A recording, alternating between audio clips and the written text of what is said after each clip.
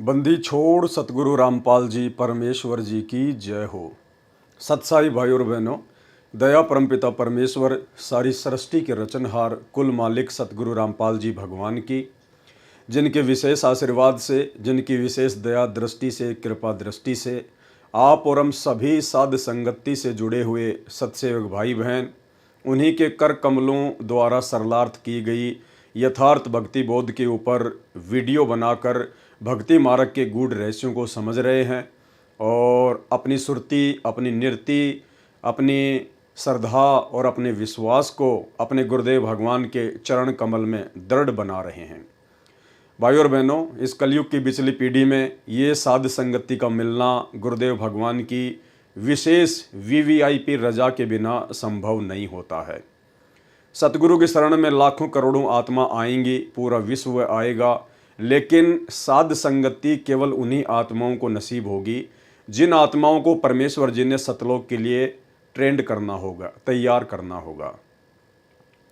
तो जैसे वर्तमान में हमारे गुरुदेव भगवान का इस काल लोक में जबरदस्त विरोध चल रहा है, जिस प्रकार इस काल लोक में कुछ एक आत्माओं को छोड़कर ज्यादातर आत्माओं को परमेश्वर रामपाल जी का नाम सुनना भी पसंद नहीं है, ठीक इसी प्रकार जितनी आत्माएं वर्तमान में परमेश्वर रामपाल जी की शरण में आ चुकी हैं, उनमें से ज्यादातर आत्माओं को साध संगति का नाम सुनना भी पसंद नहीं है, कारण उनके कमजोर भक्ति संस्कार।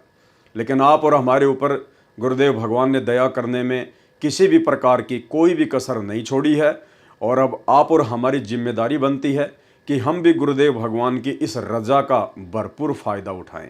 तो भाई और बहनों, विशेष रजा है सतगुरु रामपाल जी परमेश्वर जी की साध संगति से जुड़े हुए भाई बहनों के ऊपर, और गुरुदेव भगवान की यह रजा इसी प्रकार से हमारे ऊपर बनी रहे, यही हमारी अंतिम इच्छा है। तो अब हम आगे बढ़ेंगे असुर निकंदन रमेणी के सरलार्थ के ऊपर, और आज का जो वीडियो है ये असुर निकंदन रमेणी के सरलार्थ का लास्ट वीडियो है। आज परमेश्वर जी के आशीर्वाद से असुर निकंदन रमेणी का भी सरलार्थ कंप्लीट हो जाएगा। उसके बाद कल रात्रि 9 बजे हम संध्या आरती के सरलार्थ के ऊपर आगे बढ़ेंगे। तो आज के वीडियो में आगे बढ़े उससे पहले गुरुदेव भगवान से आशीर्वाद प्राप्त करेंगे। परमेश्वर हम सबको सद्बुद्धि बख्शे ताकि उन्हीं के कर कमलों द्वारा सरलार्थ किए गए इस गूढ़ ज्ञान को, इस भक्ति बोध के ज्ञान को हम आसानी से समझ सकें। बंदी छोड़ सतगुरु रामपाल जी परमेश्वर जी की जय हो। परमपिता परमात्मा सारी सृष्टि के रचनहार, कुल मालिक, असंख्य ब्रह्मांडों के स्वामी, जगत गुरु, तीनों लोकों में प्रवेश करके सबका भरण पोषण करने वाले राजाधीराज, आत्माधार, नाथों के नाथ, देवों के देव महादेव, सर्वेश्वर महेश्वर, मृत्युंजय, अजरो अमर, आदि अनादि सनातनी प्रभु, जगत पिता जगदीश्वर, श्री श्री 1008 की उपाधि के वास्तविक अधिकारी, अकाल मूर्त सौद स्वरूपी राम वासुदेव, सर्वगतम ब्रह्म, परम पूज्य, प्रथम पूज्य, परम संत, परम पुरुष, परम धनी, परम दयालु, सत्य कबीर, हक्का कबीर, अल्लाहु कबीर, अल्लाहु अकबर, बाखबर, अल्लाह ताला, जगत के तारणहार, जगत के मुक्तिदाता, जगत के जगन्नाथ, हारे के सहारे, हिंदुओं के राम, मुसलमानों के अल्लाह, सिखों के वाहिगुरु, ईसाइयों के मसीह, दया के सागर दया निधि, करुणा के सागर करुणा निधि, स्वयंभू परिभू, संकट मोचन, कष्ट हरण, मंगल करण, दुख भंजन, अविगत कबीर, निर्विकार निर्विषम परमात्मा, अलय अलेख सतगुरु, आदि अनादि सतगुरु, असली मर्यादा पुरुषोत्तम, असली राम, असली कृष्ण, असली घनश्याम, राजाओं के राजा, महाराजाओं के महाराजा, शहंशाहों के शहंशाह, सम्राटों के सम्राट, भगवानों के भगवान, अल्लाहों के अल्लाह, प्रभुओं के प्रभु, मसीहाओं के मसीह, सच्चे वाहिगुरु, बाबाओं के बाबा, पीरों के पीर, सेठों के सेठ, जगत सेठ, सावड़सा सेठ, सर्वगुण संपन्न, अनंत कोटि कलाओं के स्वामी, अनंत कोटि ब्रह्मांडों के नायक, योगियों में महायोगी, ध्यानियों में महाध्यानी, सिद्धों में परम सिद्ध, ज्ञानियों में तत्व ज्ञानी, ब्रह्म ज्ञानी, महाज्ञानी, परम ज्ञानी, सर्वश्रेष्ठ ज्ञानी, विज्ञानी, युवा कबीर, समरथ कबीर, असमवात, अमित ओझा, सच्चे रहनुमा, करीम अल्लाह, सुभान अल्लाह, दुनिया के अंतिम पैगंबर, 8 सितंबर 1951 से गांव धनाना, जिला सोनीपत, हरियाणा, भारतवर्ष की पावन भूमि पर प्रकट रियल कल की भगवान, रियल श्री नारायण साकार हरि श्री बाबा साहेब संत शिरोमणि सतगुरु रामपाल जी परमेश्वर जी के चरण कमल में अनंत कोटि दंडवत प्रणाम। परमेश्वर जी हम सबको सद्बुद्धि बख्शे और हम सबको परमेश्वर जी के कर कमलों द्वारा सरलार्थ किया गया यह सरलार्थ अच्छे से समझ में आए। तो भाई और बहनों, ये लास्ट वीडियो है असुर निकंदर नमैनी के ऊपर, और ये जो वाणी है एता गुप्ता रासा पढ़ेगा सो चढ़ेगा, यहाँ से हम शुरू करेंगे। तो परमेश्वर क्या कह रहे हैं? एता गुप्ता रासा पढ़ेगा सो चढ़ेगा। इतना गहरा उलझा हुआ ये जो ज्ञान है, जो इस ज्ञान को पढ़ेगा समझेगा, गुरुदेव कहते हैं सो चढ़ेगा, यानी वही अध्यात्म की ऊंचाइयों को छुएगा, वही भक्ति मार्ग को सही प्रकार से समझ पाएगा, और वही आत्मा पतिव्रता पद पर चलकर अपने गुरु को ही परमात्मा मानकर भक्ति मार्ग में सफलता प्राप्त कर पाएगी। एता गुप्ता रासा पढ़ेगा। तो कौन सा वो उलझा हुआ ज्ञान, कौन सी वो अनसुलझी हुई बातें जो आज से पहले पहेलियां बनी हुई थी। आज से पहले आप और हमने जितना भी सरलार्थ गुरुदेव भगवान के आशीर्वाद से नित्य नियम का और असुर निकंदन रमैनी का पढ़ा है, समझा है, गुरुदेव भगवान कहते हैं जो इसको समझ जाएगा कि आप लोगों को मनुष्य जन्म क्यों मिला है, आप लोगों का मुख्य मकसद क्या है, आपके गुरुदेव भगवान कौन हैं, आपने अपने गुरुदेव भगवान के चरणों में किस प्रकार से लगन लगानी है, आपने कितनी अटूट श्रद्धा अपने गुरुदेव के प्रति दिखानी है, यही तो सारी बातें गुरुदेव भगवान ने हमारे को नित्य नियम के सरलार्थ में बताई हैं, समझाई हैं। और असुर निकंदन रमैनी के अंतर्गत गुरुदेव भगवान ने हमें इन तमाम 21 ब्रह्मांड की वैश्विक शक्तियों की समर्थता के विषय में बता दिया, और कह रहे हैं कि इतना सब कुछ जान लेने के बाद एता गुप्ता रासा पढ़ेगा। इतना सब कुछ ये गहरा उलझा हुआ ज्ञान जो गुरुदेव के द्वारा सुलझा दिया गया है, जिसको पढ़ने के बाद यदि कोई आत्मा सही प्रकार से भक्ति मार्ग पर चलेगी तो चढ़ेगा, सो चढ़ेगा, यानी वही अध्यात्म में आगे चढ़ेगा, अध्यात्म की ऊंचाइयों को छुएगा। एता गुप्ता रासा पढ़ेगा सो चढ़ेगा। इस वाणी का सरलार्थ परमेश्वर जी ने आगे किया है। जो इतना गुप्ता रासा का मतलब गहरा उलझा हुआ ज्ञान, जिस ज्ञान को आज सतगुरुदेव भगवान ने, सतगुरु रामपाल जी परमेश्वर जी ने पहली कक्षा के बच्चों की पुस्तक जैसा बना दिया है। नौमन सूत उलझिया ऋषि रहे झकमार, और सतगुरु ऐसा सुलझा दे फिर उलझे न दूजी बार।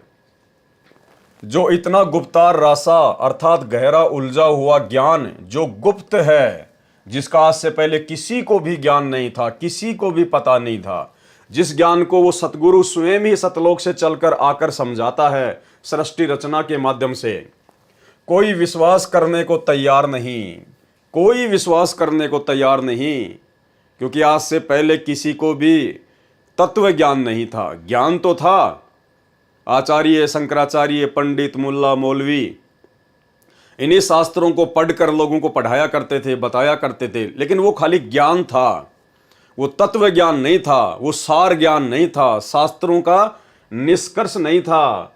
तो गुरुदेव भगवान कह रहे कि अब तुम्हें जो सब कुछ बता दिया गया है, सब कुछ ताश के पत्तों की तरह खोल दिया गया है, अब इसको पढ़कर जो विश्वास करेगा, विश्वास किस पर?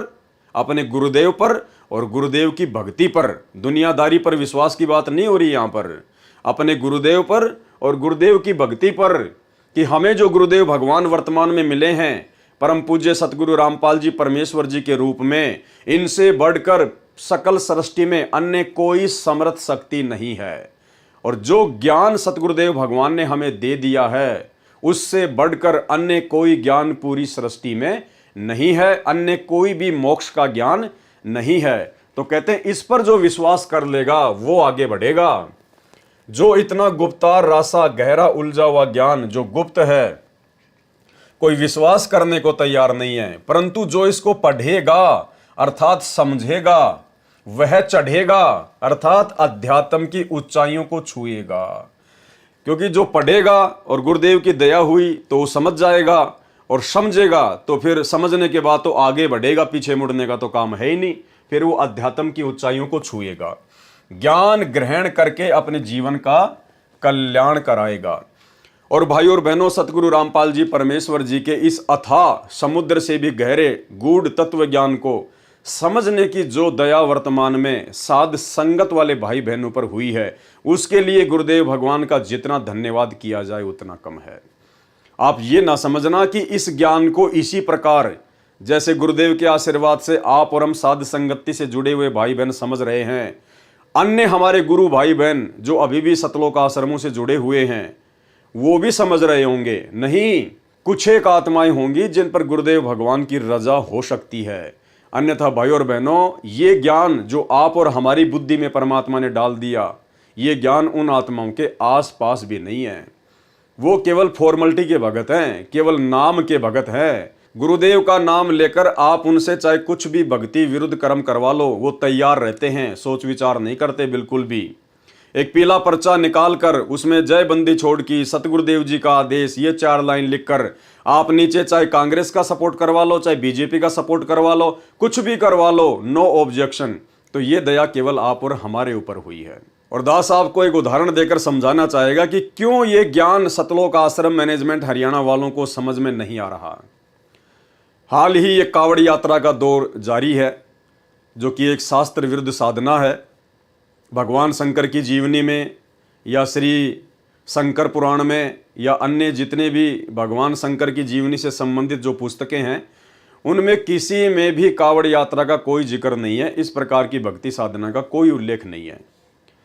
तो उसके लिए सतलोक आश्रम मैनेजमेंट हरियाणा से जुड़े हुए भाई बहन और सतलोक आश्रम मैनेजमेंट हरियाणा के जो प्रतिनिधि हैं, वो पोस्टर वगैरह बना बना कर डालते हैं सोशल मीडिया पर, वीडियो बना बना कर डालते हैं कि ये शास्त्र विरुद्ध साधना है और ये कावड़ वगैरह लाने से कोई फ़ायदा नहीं है किसी भी प्रकार का, किसी भी शास्त्र में इसका कोई उल्लेख नहीं है। तो उनकी इस प्रकार की ये बचकाना बातें सुनकर, उनकी पोस्ट वगैरह देखकर मुझे बड़ा आश्चर्य हुआ, क्योंकि उन लोगों के मुख से इस प्रकार की शिक्षा अच्छी नहीं लगती। क्यों नहीं लगती? क्योंकि ये लोग तो खुद आन उपासना में दुनिया का सहयोग करते हैं, सतलोक आश्रम मैनेजमेंट हरियाणा वाले। और जो व्यक्ति खुद आन उपासना में आन उपासकों का सहयोग करता हो, जो व्यक्ति आन उपासना को बढ़ावा देता हो, उसके मुख से इस प्रकार की बातें शोभा नहीं देती है। आपको पता होगा, आज से 4-5 महीने पहले उत्तर प्रदेश के अयोध्या में श्री राम मंदिर के पास में इन्होंने श्री राम पुजारियों के लिए, विष्णु पुजारियों के लिए, उन आन उपासकों के लिए काफ़ी दिन तक भंडारे की व्यवस्था की थी। यानी इनका कहना था कि भाई श्री राम पुजारियों, श्री रामचंद्र जी को मत छोड़ देना, विष्णु जी को मत छोड़ देना, ये बहुत अच्छी साधना है, तुम अयोध्या में आते रहो और हम तुम्हारे लिए हर प्रकार की व्यवस्था करते रहेंगे, तुम खाने पीने की बिल्कुल भी टेंशन मत लेना, लेकिन श्री रामचंद्र जी की भक्ति मत छोड़ना। इन्होंने कोई भी संदेश सतगुरु रामपाल जी परमेश्वर जी का जब तक इनका भंडारा चला, इन्होंने किसी को नहीं दिया। एक भी पुस्तक इन्होंने वहां पर संत रामपाल जी की किसी भी आन उपासकों को नहीं दी, क्योंकि इनको अच्छे से पता था कि यदि हम यहां श्री रामचंद्र जी के खिलाफ बोलेंगे, जो सतगुरु रामपाल जी परमेश्वर जी ने अपने सत्संगों में सच्चाई बताई है, यदि हम वो सच्चाई यहां बताएंगे तो हमारी खोपड़ी के बाल भी नहीं मिलेंगे। इन्होंने कोई पुस्तक नहीं बांटी, ना संगत को अयोध्या में बुलाया पुस्तक सेवा के लिए, और उल्टा इन्होंने एक पीला पर्चा निकालकर संगत में आदेश जारी कर दिया कि अयोध्या भंडारे में केवल वही भगत आए जिनकी सेवा लगी है, आम संगत अयोध्या में ना आए। अरे भाई, तुम्हें उस समय मानते हम भगत कि वास्तव में तुम्हें ज्ञान है और तुम सतगुरु रामपाल जी भगवान के दृढ़ भगत हो और तुम्हारा मकसद केवल ज्ञान प्रचार करना है। जब तुम उन श्री राम उपासकों को जो वहां पर भंडारा कर रहे थे, उनको तुम बताते, समझाते कि भाई तू क्यों इतनी दूर से चलकर फालतू में अपने पैर तोड़ के आया है, क्यों अपना समय और पैसा बर्बाद करके आया है। ये श्री रामचंद्र जी परमात्मा नहीं है, भगवान नहीं है, इनसे मोक्ष नहीं होना। ये तो ना जाने कितनी बार मर चुके हैं और मरने के बाद गधे कुत्ते सुअर बनते हैं। मैं तुम्हें उस समय मानता भगत कि वास्तव में तुम संत रामपाल जी के दृढ़ भगत हो और तुम्हारा मकसद केवल शास्त्र विरुद्ध साधना को जड़ से समाप्त करने का है और संत रामपाल जी के मिशन में कंधे से कंधा मिलाकर उनका सहयोग करने का है। लेकिन इस प्रकार की ज्ञान आधारित बातें तो तुम्हारे मुख से एक भी नहीं निकली। तो जब ये कावड़ यात्रा शुरू हुई, ये लोग कावड़ यात्रा को जो है शास्त्र विरुद्ध साधना बताने लगे, तो मुझे बड़ा आश्चर्य हुआ कि मुझे तो उम्मीद थी कि ये लोग हो सकता है रोड पर भंडारा लगाएंगे उनके लिए। जिस प्रकार इन्होंने श्री राम जन्मभूमि अयोध्या में आने वाले आन उपासकों के लिए भंडारा लगाया था, तो मुझे तो उम्मीद थी कि ये लोग भंडारा लगाएंगे हरिद्वार में श्री शंकर जी के भक्तों के लिए। लेकिन पता नहीं इन लोगों की क्या मजबूरी रही जिसके चलते ये लोग भंडारा नहीं लगा पाए। तो भाई, जो सतलोक आश्रम मैनेजमेंट हरियाणा अपने गुरुदेव भगवान के वचनों के विरुद्ध, अपने गुरुदेव भगवान के मिशन के विरुद्ध, उनके सत्संगों के विरुद्ध जो आन उपासकों की आन उपासना में सहयोग करता है, उसके मुख से इस प्रकार की बातें अच्छी नहीं लगती हैं। तो भाई और बहनों, ये कहाँ से ये गूढ़ बातें जिनका जिक्र गुरुदेव ने इस यथार्थ भक्ति बोध के सरलार्थ में करके दे दिया है, ये कहाँ से जानेंगे, ये कहाँ से पहचानेंगे? क्योंकि अभी तक तो ये वैश्विक शक्तियों को ही महत्व दे रहे हैं। गुरुदेव ने तो पूरे यथार्थ भक्ति बोध के सरलार्थ में, जिसमें श्री ब्रह्मा जी की वाणियां हैं, श्री शंकर जी की वाणियां हैं, श्री विष्णु जी की वाणियां हैं, परमेश्वर ने फिर निष्कर्ष दे दिया लास्ट में कि इनकी केवल फोकट महिमा करनी है, इनके बस में कुछ भी नहीं था करना और धरना। ये करने और धरने वाला तो कबीर परमात्मा है, तुम्हारा सतगुरु है। लेकिन इसके बावजूद ये सतलोक आश्रम मैनेजमेंट हरियाणा वाले उन्हीं आन उपासकों का सहयोग करते हैं। तो ये लोग इन वाणियों को, इस गूढ़ ज्ञान को, इस यथार्थ भक्ति बोध के सरलार्थ को नहीं समझ पाएंगे। ये दया तो गुरुदेव भगवान ने आप और हम साध संगति से जुड़े हुए भाई बहनों के ऊपर की है। तो क्या कह रहे हैं गुरुदेव? एता गुप्ता रासा पढ़ेगा सो चढ़ेगा। जो इतना गुप्तार रासा अर्थात गहरा उलझा हुआ ज्ञान जो गुप्त है, कोई विश्वास करने को तैयार नहीं है, परंतु जो इसको पढ़ेगा अर्थात समझेगा, वह चढ़ेगा अर्थात अध्यात्म की ऊंचाइयों को छुएगा, ज्ञान ग्रहण करके अपने जीवन का कल्याण कराएगा। तो गुरुदेव के इस सरलार्थ को पढ़कर समझकर आप और हम भाई बहनों को कितना आनंद आ रहा है। हमारा विश्वास भक्ति मार्ग पर अपने गुरुदेव के चरणों में दिन प्रतिदिन कितना दृढ़ होता जा रहा है। ये दया केवल आप और हमारे ऊपर है। अगली वाणी है, चंपेगा पर भूमि सीम, साक्षी कृष्ण पांचों पांडवों भारती भीम। परमेश्वर महाभारत के युद्ध का उदाहरण देकर आगाह कर रहे हैं कि यदि कोई नाजायज तरीके से किसी को दुखी करेगा या किसी की भूमि वगैरह पे कब्जा करेगा, तो कहते हैं उनकी भी वही हालत होगी जो हालत महाभारत के युद्ध में कौरवों की हुई। और पांडव इसके साक्षी हैं, क्योंकि कौरवों ने जबरदस्ती छलबल करके जुए में उनको हराकर और उनकी भूमि पर यानी उनके हक के राज्य पर उन्होंने जबरदस्ती कब्जा किया था, जिसका क्या नतीजा हुआ? चंपेगा यानी हड़पेगा, जबरदस्ती यदि कोई कब्जा करेगा। चंपेगा पर भूमि सीम, पर यानी दूसरे की, भूमि यानी जमीन, सीम यानी जैसे गांव के आसपास की जो जमीन होती है, जैसे कोई गांव है और उस गांव की जमीन मान लीजिए 1000 बीघा है, तो जहां तक उस गांव की जमीन है उसको सीम भी बोलते हैं, उसको जो है काकड़ भी बोलते हैं। यानी जहां पर गांव की जमीन का लास्ट जो स्थान होता है उसको कहते हैं सीम। चंपेगा पर भूमि सीम, साक्षी कृष्ण पांचों पांडव भारती भीम। परमात्मा कहते हैं इस बात के साक्षी पांचों पांडव हैं। इस वाणी में सतर्क किया है कि यदि कोई व्यक्ति या राजा पर भूमि सीम चंपेगा अर्थात किसी दूसरे की जमीन तथा सीमा को चंपेगा अर्थात कब्जा करेगा, उसकी वही दशा होगी जो कौरवों की हुई। इसके साक्षी अर्थात गवाह पांचों पांडव हैं। उनमें भीम भारती लड़ाकू योद्धा है, अर्थात महाभारत की कथा इसी बात की जीवित तस्वीर है। अब भाई और बहनों, हमने इसको आध्यात्मिक दृष्टि से लेना है। और इसका आध्यात्मिक पहलू क्या है? जैसे आप और हम सत्सेवक भाई बहन अपने गुरुदेव भगवान की महिमा करते हैं, अपने गुरुदेव भगवान की महिमा को जन जन को सुनाने के लिए, भगत भाई बहनों को बीच में बैठाकर विशेष ज्ञान चर्चा करने के लिए, गुरुदेव के सत्संगों के ऊपर विशेष चर्चा करने के लिए आप और हम भाई बहन साध संगतियाँ किया करते हैं।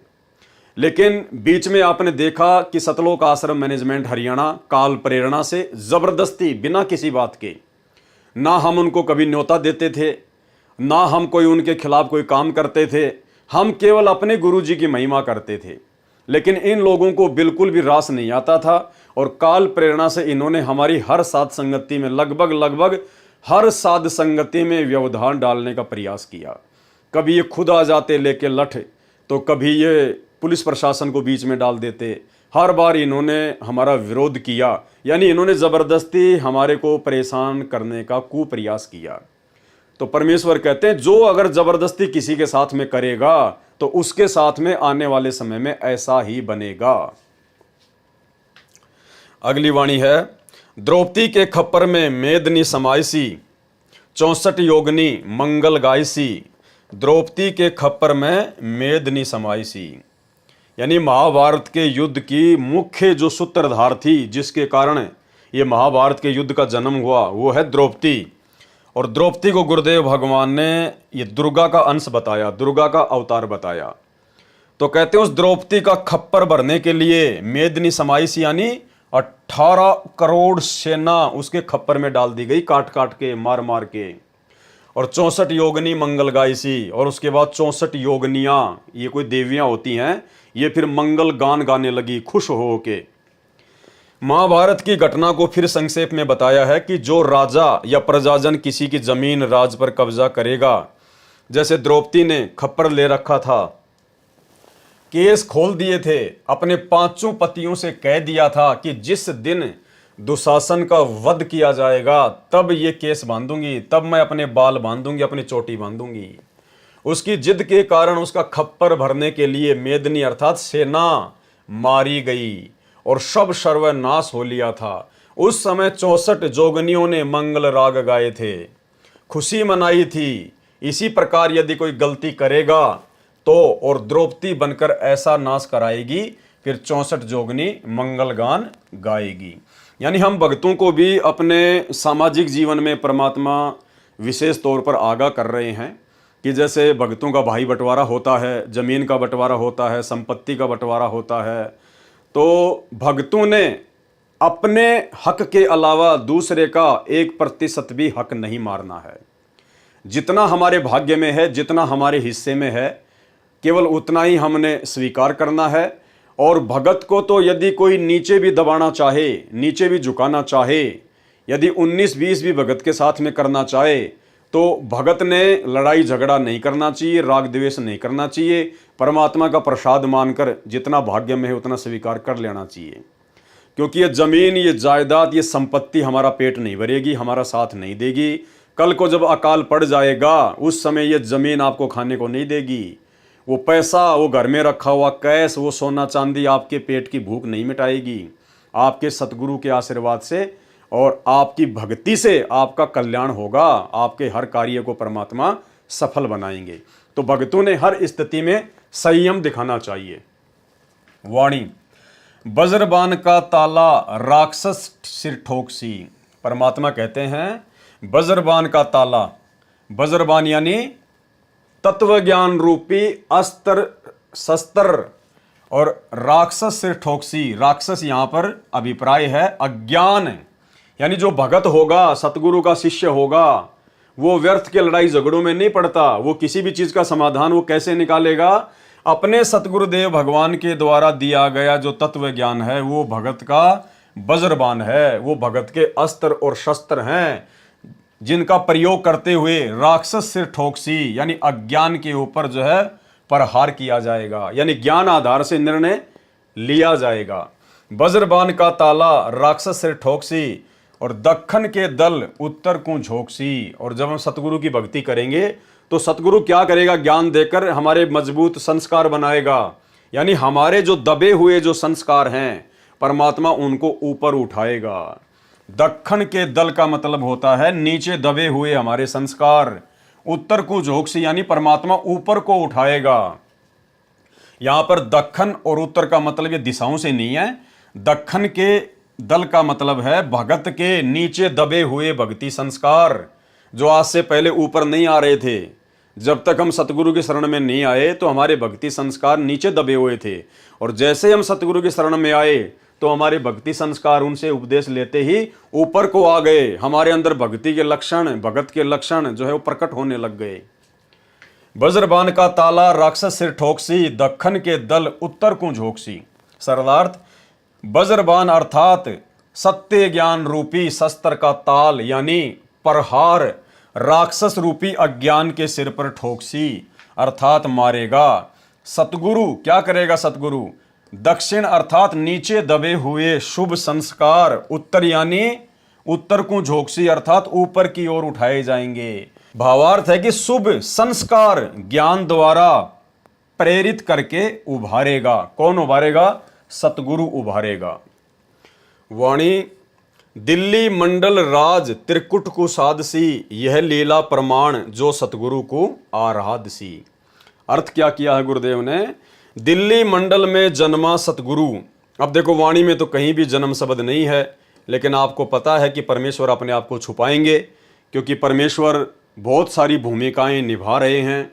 साहिब से सतगुरु भये, सतगुरु से भये संत, धर धर वेख विशाल अंग, खेल आदि और अंत। तुम साहिब तुम संत हो, तुम सतगुरु तुम हंस, गरीबदास तेरे रूप बिना और न दूजा अंश। अर्थात गुरुदेव भगवान वर्तमान में स्वयं के विषय में ये नहीं कहेंगे कि भाई मैं स्वयंभू हूँ या मैं जो है प्रकट हुआ हूँ। ये आप और हमें भली बात ही पता चल चुका है। दिल्ली मंडल राज त्रिकुट को साधसी, दिल्ली मंडल में जन्मा सतगुरु क्या करेगा? त्रिकुटी की साधना का राज अर्थात रहस्य बताएगा। कौन बता सकता है त्रिकुटी की साधना का राज और रहस्य? स्वयं वो बता सकता है जो कबीर होगा, जो स्वयं समर्थ होगा, सतलोक का बादशाह होगा। यह लीला प्रमाण जो सतगुरु को आराधसी, यह लीला तो प्रमाण है अर्थात सबूत है, परंतु वही समझ सकेगा जो सतगुरु को आराधसी अर्थात सतगुरु के बताई भक्ति मंत्रों से साधना करेगा। कौन सी लीला, कौन से सबूत? यही जो गुरुदेव अपने आप को छुपा रहे हैं कि मेरा तो जन्म हुआ है, मेरा तो जन्म हुआ है। कहते हैं इस लीला को कि सतगुरु प्रकट होता है या सतगुरु जन्म लेता है, इस लीला को वही समझ पाएगा जो सतगुरु की सही प्रकार से भक्ति करेगा, सतगुरु के बताए भक्ति मंत्रों से साधना करेगा। वाणी, कजली बलकू ज्यों गोफन के गिलोल हैं, राक्षस का रासा भंग खाली चौंडोल हैं।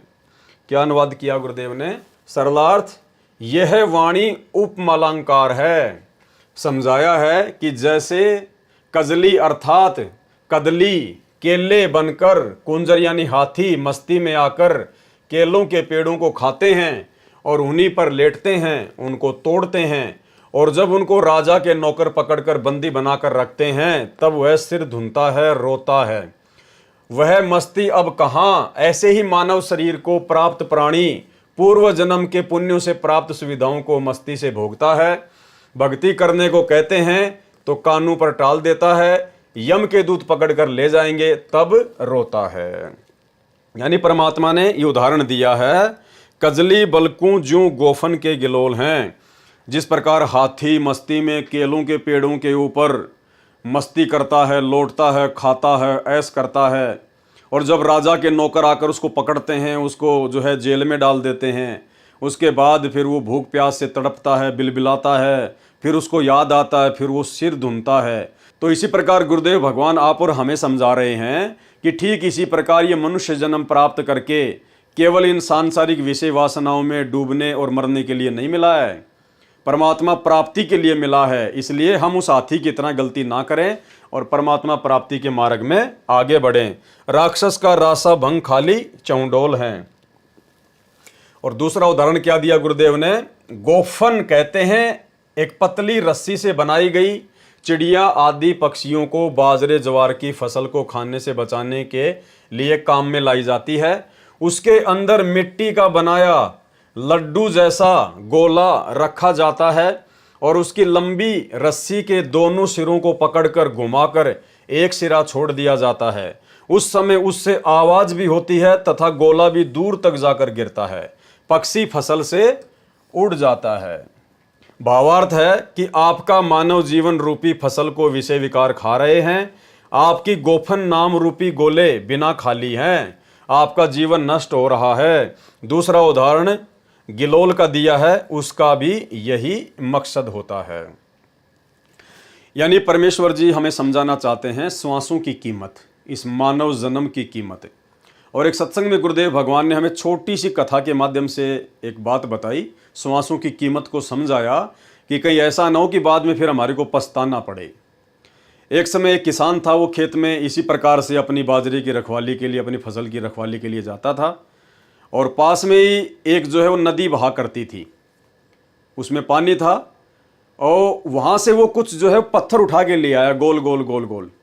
उसने देखा कि बहुत अच्छे पत्थर हैं, और इन पत्थरों से मैं जो है वो गिलोल में डाल के और मैं ये चिड़ियाँ वगैरह जो है मेरी फसल से दूर भगाऊंगा मैं। तो उसने वही किया। वो छोटे छोटे वो पत्थर थे, गोल गोल बड़े अच्छे, उसको पता नहीं था ये क्या है। वो वहाँ से उठा के 150 ले आया और अपने खेत में आ गया।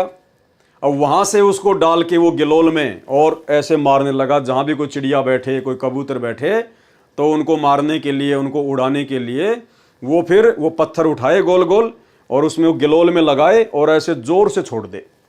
दूसरी तरफ वो नदी बह रही थी जहाँ से वो लाए था उठा के पत्थर। अब जैसे ही वो मारे, वो पत्थर सीधा उस नदी में जाके गिरे और वो बह जाए। तो ऐसे करते करते लगभग उसने सारे पत्थर जो है उसने नदी में फेंक दिए। मुश्किल से 2-4 ही जो गोल गोल पत्थर थे वो उसके पास में रखे हुए थे। बहुत ही वो गरीब था बेचारा। और उसकी जो पत्नी थी दोपहर में उसका खाना ले आई, साथ में उसका छोटा बच्चा था, वो आ गया। किसान खाना खाने लग गया, बच्चा जो है वो खेलते खेलते खेलते खेलते पत्थर हाथ में ले लिए। और जब उसकी माँ वापस जाने लगी तो उस बच्चे ने एक पत्थर जो है वो अपनी जेब में डाल लिया, पत्थर समझकर। घर पे आ गई वापस। अब कुछ भी दाना नहीं, कोई अनाज नहीं। वो एक दुकान पे गई, एक लाला जी के पास में, बच्चा साथ में था, बच्चे के हाथ में वो पत्थर था। तो लाला जी से कहने लगे, लाला जी मुझे कुछ आटा वगैरह, दाल वगैरह उधार दे दीजिए। तो लाला जी ने कहा, भाई तुम्हारी पहले बहुत ज़्यादा उधार हो रही है, मैं बिल्कुल भी नहीं दूंगा, पहले का हिसाब चुकती करो। और बच्चे के हाथ में जो है वो पत्थर था, वो चमकीला सा। और उधर लाला जी के पास में उसका कोई रिश्तेदार आया हुआ था, वो भी कोई व्यापारी था। तो उस बहन ने कहा कि लाला जी पैसे तो मेरे पास फिलहाल नहीं हैं, ये पत्थर बहुत चमकीला है, बहुत अच्छा है, आप अगर ये पत्थर आपके काम का हो तो आप इसका कोई बाट वाट बना लेना, अपना कोई तोलने का, कोई 100 ग्राम या 200 ग्राम की जगह आप इसको काम में ले लेना, अपना जो है बट्टा बना लेना इसकी जगह। और बोला मुझे कुछ दे दो। तो उस बनिए ने कहा कि मेरे पत्थर क्या काम का, मैं क्या करूँगा इस पत्थर का, मुझे तो पैसे चाहिए। अब वो जोरी था जो बनिए का रिश्तेदार था, जब उसने बच्चे के हाथ में वो चमकीला पत्थर देखा तो तुरंत उसने उस पत्थर को लिया और उसको चेक किया और चेक करके कहा कि भाई तुझे कहाँ से मिला ये पत्थर। बोला जी ये तो ऐसे ऐसे खेत में मेरा पति जो है चिड़िया वगैरह उड़ाता है और वो नदी में बह के आए थे और वो इनसे जो है चिड़िया वगैरह भगाता है। बोला बहन तेरे को जितना सामान चाहिए इस दुकान में, 1 महीने का, 2 महीने का, तू एक गाड़ी बैलगाड़ी जितनी भर के लेके जा सकती है तू ले जा और ये पत्थर तू मुझे दे दे। अब वो तो खुश हो गई कि लाला जी तो लगता है पागल है, और उसने वो पत्थर दे दिया और वो तो भर के सामान महीने भर कर अपने घर पे ले आई। और बाद में जोहरी ने उस लाला जी को बताया कि भाई ये सामान्य पत्थर नहीं है, ये तो लाल है, लाल है, इसकी तो 9 करोड़ की कीमत है, 9 करोड़ की कीमत है। तो उस बहन को बैलगाड़ी भर के महीने भर का पूरा सामान दे दिया। और उस लाला जी के रिश्तेदार ने कहा कि बहन ये तुझे कहाँ से मिला, ये तो बहुत कीमती पत्थर है, ये इसकी तो करोड़ों में कीमत है, करोड़ों में कीमत है, तेरे को और भी चाहिए तो तू ले जाना यहाँ से। ये कहकर उस बहन को सामान दे दिया और बहन तुरंत दौड़ के खेत में गई कि भाई वहाँ तो और पड़े हैं ऐसे ऐसे। वो तुरंत दौड़ के गई खेत में और वो भाई साहब उनको पत्थर समझ के सबको नदी में फेंक चुका था। उसने जाके बताया, सारी कहानी बताई कि ऐसे ऐसे इस पत्थर की तो इतनी कीमत थी, और घर पे चल के देखो गाड़ी भर के सामान दे दिया लाला जी ने, जो अपन 5 साल में भी फसल में पैदा नहीं कर सकते थे। उसके बाद में वो सिर धुन के रोने लगा क्योंकि उसने सारे पत्थर अज्ञानता में, नादानी में, ना समझी में उसने वो नदी में फेंक दिए। फिर दौड़ के वो नदी की तरफ गया, वहाँ उसको कुछ नहीं मिला। बाद में वो सिर धुन धुन के रोने लगा। तो भाई और बहनों ठीक इसी प्रकार परमात्मा समझा रहे हैं कि बिना सच्चे सदगुरु की शरण के और बिना सतनाम के आपकी जो ये अनमोल श्वासें हैं, ये हीरे मोती लाल हैं श्वासें। एक एक श्वास की कीमत हमें गुरुदेव भगवान ने अच्छे से समझाई हुई है कि बिना तत्वदर्शी संत की शरण के और बिना सच्चे नाम के जाप के जितने भी मनुष्य पृथ्वी पर हैं उनकी श्वासें उस चमकीले पत्थर की तरह, उस लाल की तरह ये बर्बाद होती जा रही हैं। तो आप और हम भाई बहनों का कितना बड़ा सौभाग्य है, हमें तो पता भी नहीं था इन बातों का, क्या भक्ति है, क्या सतनाम है, क्या सतलोक है, क्या मोक्ष होता है, क्या सतगुरु होता है। और सतगुरु ने स्वयं ही आकर हमें अपनी जानकारी दी, अपना हाथ पकड़ाया, हमें अपनी शरण में लिया। तो भाई और बहनों, आप और हम कितनी बड़ी किस्मत के धनी हैं, ये गुरुदेव भगवान अक्सर अपने सत्संगों में जिक्र करते रहते हैं। तो हमने गुरुदेव भगवान की रजा को इसी प्रकार से बनाकर रखना है। तो इन वाणियों में परमात्मा ने विशेषकर यही समझाने का प्रयास किया है कि अब तुम्हें उन श्वासों की कीमत को समझा दिया गया है। अब तुमने भक्ति में गफलत नहीं करनी है, मंत्र जाप करने में गफलत नहीं करनी है, मर्यादा तोड़ के अपने गुरुजी को नाराज नहीं करना है। फिर कहा है कि खाली चहडोल, चहडोल कहते हैं हाथी के ऊपर रख के खोके जैसी अलमारी को, यानी पहले राजा महाराजा जो हाथी के ऊपर एक वो अंबारी बना के चलते थे ना, उसको कहते हैं चहडोल। उसको अंबारी भी कहा जाता है, वह भी खाली है। अर्थात आपके पास मानव शरीर रूपी हाथी भी है, उसके ऊपर बुद्धि रूपी चहडोल भी है, परंतु उस चहडोल में बैठने वाला राजा अर्थात मन तो गधों की सवारी कर रहा है। अर्थात मानव शरीर भी है, ये बुद्धि रूपी उसके ऊपर ये अंबारी भी है, लेकिन जब तक सतगुरु नहीं मिलता, जब तक सतगुरु का तत्व ज्ञान नहीं मिलता, तब तक इस मानव शरीर से ये काल, ये मन गधे की सवारी करता है, उल्टी साधना करवाता है, उल्टे कुकर्म ही करवाता है। भावार्थ है कि तत्व ज्ञान के अभाव से मानव भक्ति रूपी हाथी को छोड़कर संसार की अस्थायी महिमा प्राप्त करने में लगा रहता है। यानी काल प्रेरणा से 2 के 4 बनाने में, एक प्लॉट ले लिया दूसरा ले लूं, वो बिल्डिंग बना ली, एक बिल्डिंग और ले लूं, कार ले लूं, कोठी ले लूं, यानी अनावश्यक वस्तुओं के संग्रह में इंसान अपना जन्म बर्बाद कर देता है।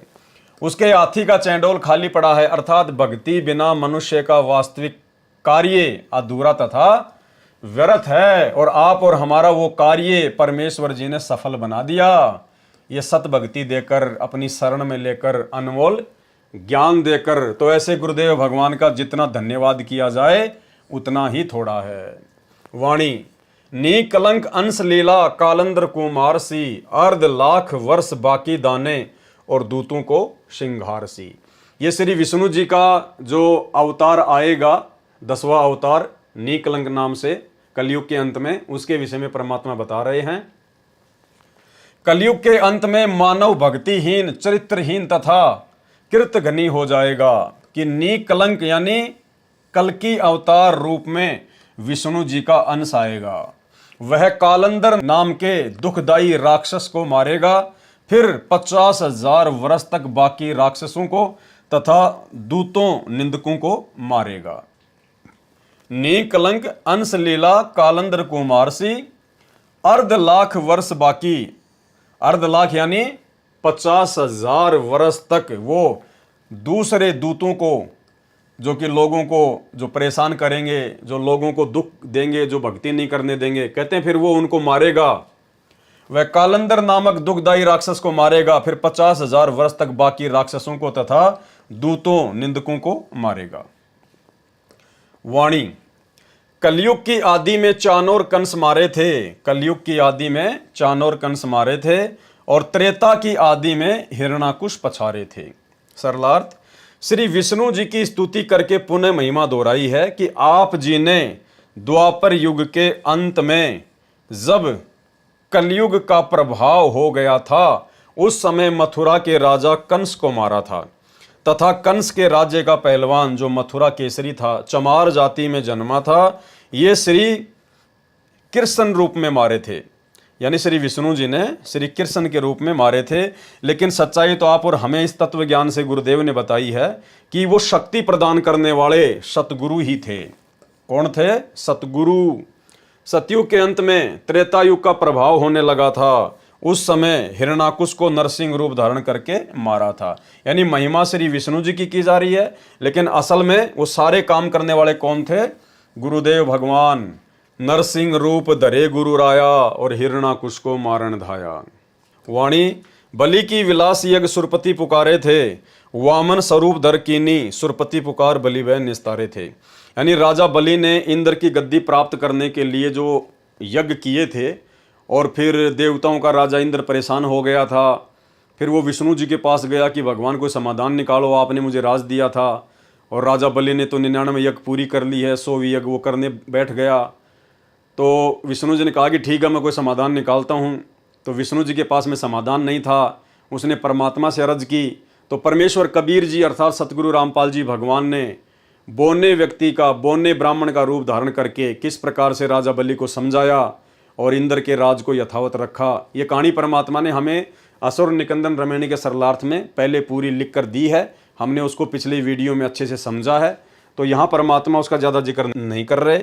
बलि की विलास यज्ञ सुरपति पुकारे थे, वामन स्वरूप धर कीनी, सुरपति पुकार बलि बैन निस्तारे थे।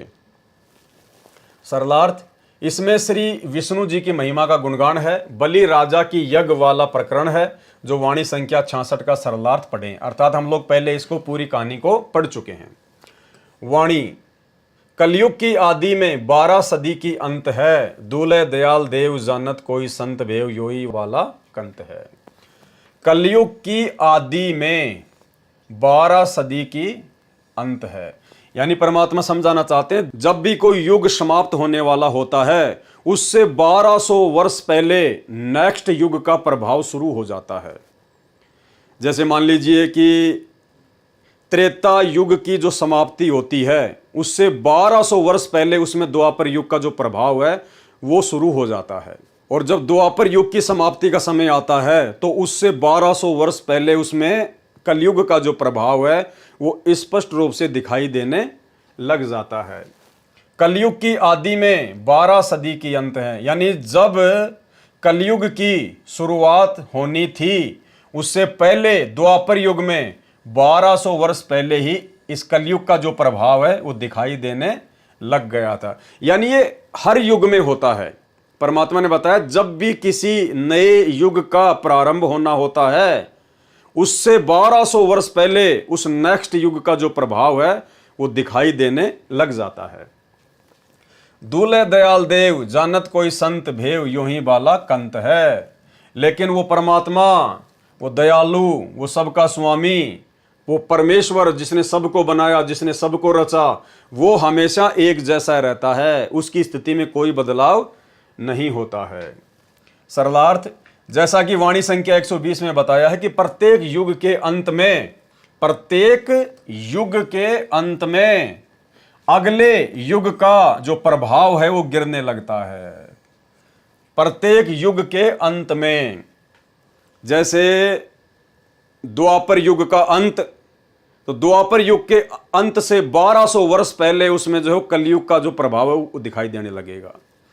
त्रेता युग का अंत, तो जैसे त्रेता युग का अंत होने वाला होगा तो 1200 साल पहले ही उसमें द्वापर युग का जो प्रभाव वो दिखाई देने लग जाएगा। सतयुग का जैसे अंत होने वाला होगा तो 1200 वर्ष पहले उसमें त्रेता युग का जो प्रभाव है वो दिखाई देने लग जाएगा। प्रत्येक युग के अंत में अगले युग का प्रभाव गिरने लगता है। द्वापर युग में लगभग 1200 साल पहले कलयुग का प्रभाव हो गया था और उसी के प्रभाव में कंस ने अत्याचार किए। महाभारत जैसा अनर्थ अत्याचार हुआ, कभी पांडव जंगल में, कभी अज्ञातवास में, फिर महाभारत का युद्ध किया, फिर हिमालय में गलकर मरे। इसलिए कहा है कि द्वापर में 12 यानी 12 से कलयुग जैसा वातावरण रहा है। 1200 वर्ष पहले ही कलयुग जैसा वातावरण जो है द्वापर युग में शुरू हो गया था, जो द्वापर का अंत तथा कलयुग की आदि यानी शुरुआत कहा गया है। परंतु दूल्हे दयाल देव अर्थात सर्व आत्माओं को दूल्हा अर्थात पति परमेश्वर दयालु परमात्मा यो ही वाला कंत है, अर्थात यह वाला, यह जिसकी महिमा संत गरीबदास जी वास्तव में करना चाहते हैं। तो संत गरीबदास जी अपने सतगुरु की महिमा करना चाहते हैं। तो गरीबदास जी कहना चाह रहे हैं कि जो सतगुरु मुझे मिला था, जो कंत, जो स्वामी, वो सदैव एक समान रहता है, उसकी शक्ति में, उसकी स्थिति में कोई परिवर्तन नहीं आता है। यो ही वाला कंत यानी स्वामी परमात्मा, अर्थात ये वाला मतलब जिसकी महिमा संत गरीबदास जी वास्तव में करना चाहते हैं। यानी फोकट महिमा तो इन देवताओं की चल रही है रमणी के माध्यम से, लेकिन वास्तव में सब कुछ करने धरने वाला कौन है? गरीबदास जी का सतगुरु, अर्थात वही सतगुरु आज हमें मिला है। तो सतगुरु रामपाल जी परमेश्वर जी ही वास्तव में वो कंत है, वो स्वामी है, वो समर्थ परमात्मा है जो इन सब के कार्यों को सफल बनाता है। लड़के मूसल दादाजी वाला उदाहरण है, इसलिए कहा है कि वास्तव में कंत अर्थात पति है, परमेश्वर है। इस भेव अर्थात रहस्य को कोई तत्वदर्शी संत ही जानता है। तो ये रहस्य आज गुरुदेव भगवान ने हम सभी भाई बहनों को बता दिया है, अपने तत्व ज्ञान से परिचित कर दिया है। वाणी दिल्ली के तकत छत्र फेर भी फिराइसी, खेलत गुप्तार सैन भंजन स फोकट फैन, मैयल राजबाला पुरुष सतगुरु दिखलाई सी। ये आने वाले समय के विषय में परमेश्वर ने बताया है कि दिल्ली के तकत यानी सिंहासन पर छत्र फेर भी फिराई सी, यानी आदरणीय गरीबदास जी कह रहे हैं कि जो मेरा सतगुरु है, जो मुझे जिंदा बाबा के रूप में मिला, जो कबीर परमात्मा, आगे चलकर वो दिल्ली मंडल में जाएगा, सतगुरु दिल्ली मंडल आईसी। और उस समय जब उनका वो समय आएगा जो निर्धारित समय उन्होंने रखा हुआ है, कहते हैं उस समय वो दिल्ली के सिंहासन पर, दिल्ली की गद्दी पर वो बैठेगा और उसके सिर पर जैसे पहले राजा महाराजाओं के तरह वो छत्र फिरा करते थे, ऊपर चांदनी रहा करती थी, पीछे सेवक रहा करते थे। जैसे हम लोग देखा करते थे राजा महाराजाओं के पीछे हवा करते रहते थे, ऊपर एक गोल गोल गोल गोल सा वो छत्र होता था, सिर पर मुकुट होता था। तो कहते हैं आने वाले समय में, यानी वर्तमान समय के लिए कह रहे हैं, जो अभी बहुत नज़दीक है, 2028 के बाद तुरंत वो समय शुरू हो रहा है। कहते हैं उस समय वो सतगुरु, कौन सतगुरु? सतगुरु रामपाल जी परमेश्वर जी, जिनके हाथ में पूरे विश्व की बागडोर होगी। भारत सभी देशों का अग्रणी होगा, सभी देशों का मुखिया होगा, भारत देश जगत गुरु बनेगा, विश्व गुरु बनेगा सतगुरु रामपाल जी परमेश्वर जी के सानिध्य में। तो कहते हैं उस समय वो सतगुरु दिल्ली के सिंहासन पर बैठेगा और पुराने राजा महाराजाओं की तरह उनके शीश पर मुकुट होगा, छत्र फिरेगा। दिल्ली के तकत छत्र फेर भी फिराइसी, खेलत गुप्तार सैन भंजन स फोकट फैन। कह रहे हैं ये बातें सारी आपको संकेत में समझाई जा रही हैं, यानी समझने वाले समझ गए कि वो सतगुरु कौन है और क्या होगा। मैयल राजबाला पुरुष सतगुरु दिखलाई सी।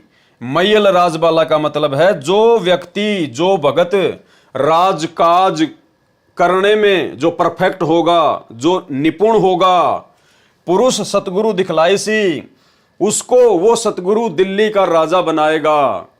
वो सतगुरु डिसाइड करेगा कि कौन व्यक्ति दिल्ली का राजा बनने के योग्य है, जो राजकाज में निपुण होगा उसको सतगुरु दिखाएगा। उसका जो तिलक है वो सतगुरु करेगा कि भैया ये बनेगा दिल्ली का राजा, ये करेगा दिल्ली का राज। सतगुरु यहां पर राज करने नहीं आता है। सतगुरु कौन? कबीर परमात्मा।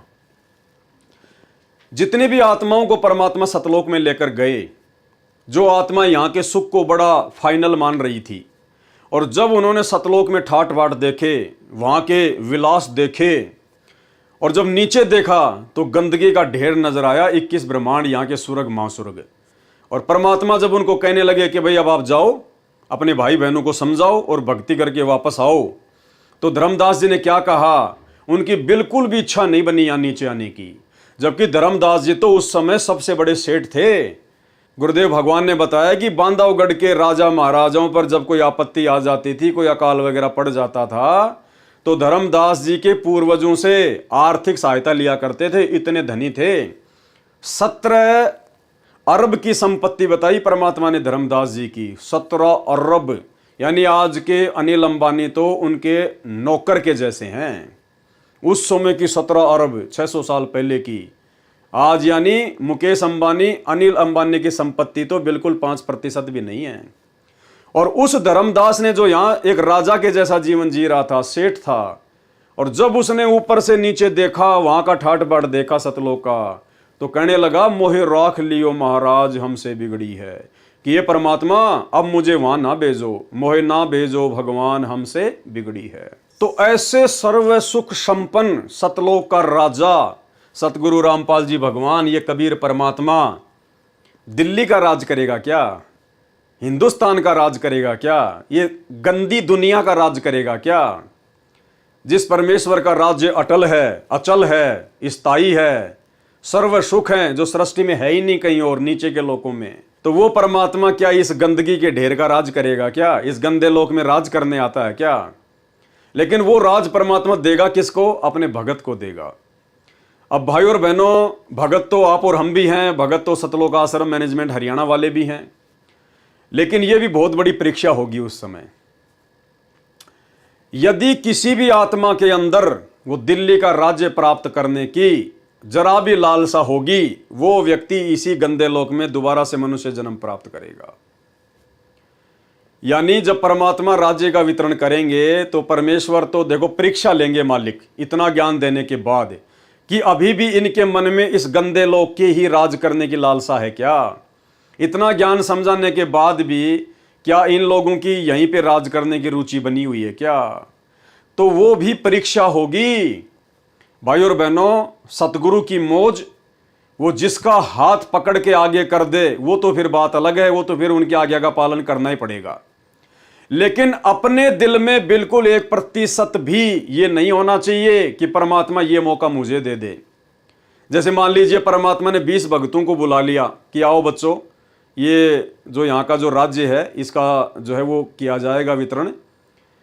अब वो जो 20 भगत हैं, अगर सच्चा भगत होगा तो आंखों में आंसू आ जाएंगे कि परमात्मा मन ही मन में अरदास करेगा कि हे भगवान, हे परमात्मा, इस दास को आप जी ये सेवा ना बख्श देना।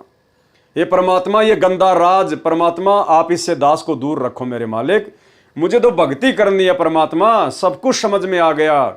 ये परमात्मा मेरे को वैसे ही ये काल भक्ति का समय नहीं दे रहा, छोटे से परिवार को संभालने में टाइम नहीं मिल रहा, दिल्ली का राजा बन गया, कहीं और का राजा बन गया, तो भगवान भक्ति क्या खाक करूंगा मैं, दुनिया भर की तो टेंशन लगी रहेगी।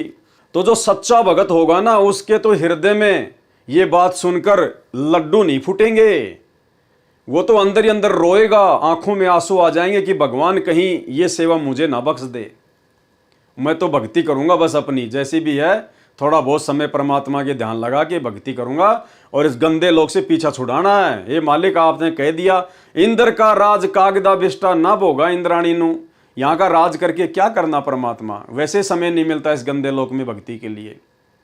तो ये भी परीक्षा होगी भाई और बहनों भक्तों की। जिस प्रकार हम लोग पहले पढ़ाई करते थे और जब टीचर होमवर्क की कॉपी चेक करता था और जिन जिन बच्चों ने होमवर्क कंप्लीट नहीं किया होता था उनको साइड में खड़ा कर दिया जाता था 4-5 को, और फिर उनकी पिटाई करने के लिए उनको आगे बुलाया जाता था कि आ जाओ रे इधर आओ।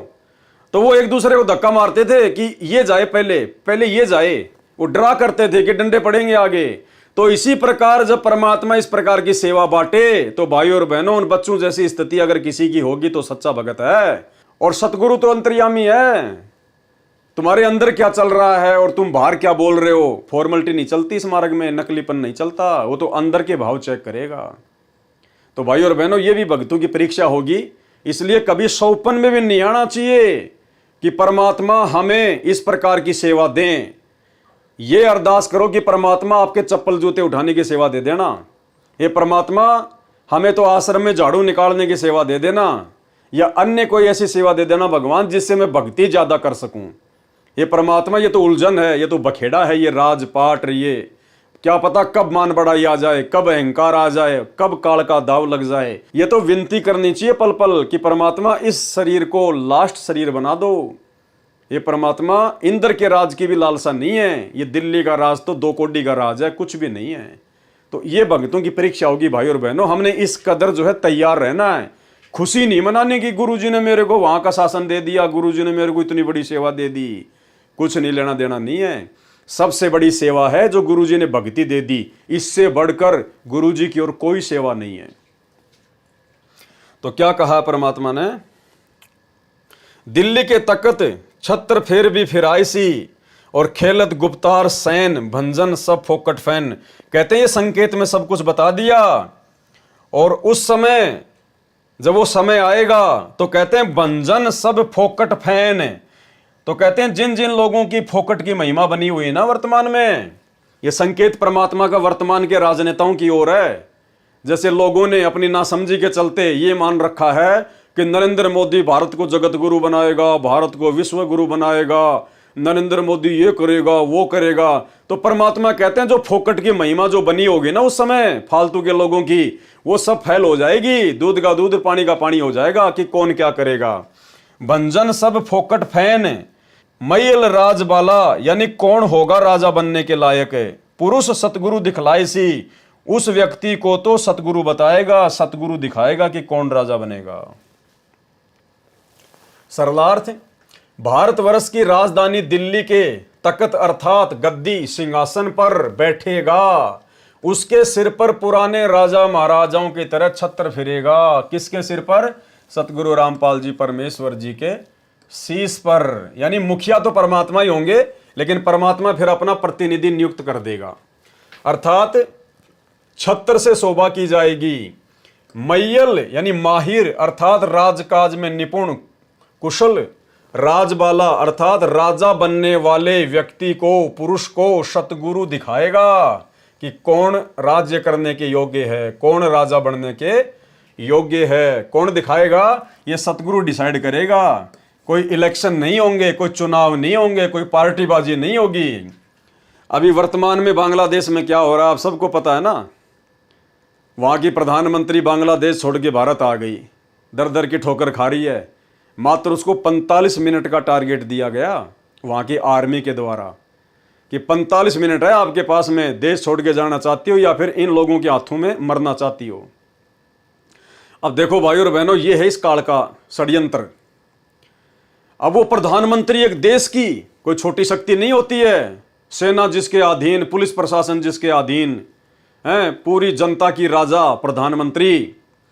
और भाई और बहनों, जैसे उसके पुण्य समाप्त हुए, देख लो क्या हाल हो गया, दर दर की ठोकर खाती फिर रही है, देश छोड़ के भागना पड़ गया। ये है इन देवी देवताओं के द्वारा दिया गया राज, ये है इन देवी देवताओं की भक्ति का प्रतिफल। ना जाने उसने कितने मस्जिद बनवाई होंगी, कितने उसने मंदिर बनवाए होंगे, कितने उसने भंडारे कराए होंगे, कितने उसने दान पुण्य भी किए होंगे, क्या एक भी काम आया उसके?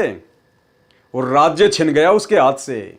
वो सारी मौज मस्ती प्रधानमंत्री की कितनों ऐसा आराम होती हैं, कितनी इज्जत होती है। और अब यूट्यूब पर 10 वीडियो देख रहा था कि बांग्लादेश छोड़ के सीधी भारत आ गई वो, और वहां पर उसके पास में खुद के कपड़े खरीदने के पैसे भी नहीं थे उसके पास में। ये हाल है भाई और बहनों। क्या राज करेंगे यहाँ का, क्या राज करें यहाँ का? ये हाल है राजाओं का।